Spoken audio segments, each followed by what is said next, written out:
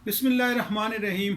आज की बात डॉक्टर वहीद अजीमी के साथ। मतली या क्या होना एक आम रोज़मर्रा की बीमारी है, लेकिन बाद लोग इतने हसास होते हैं कि खाना पकने की खुशबू से या खाने को देखते ही उनको मतली या क्या शुरू हो जाती है। इस वजह से उनकी ज़िंदगी अजीरन हो जाती है।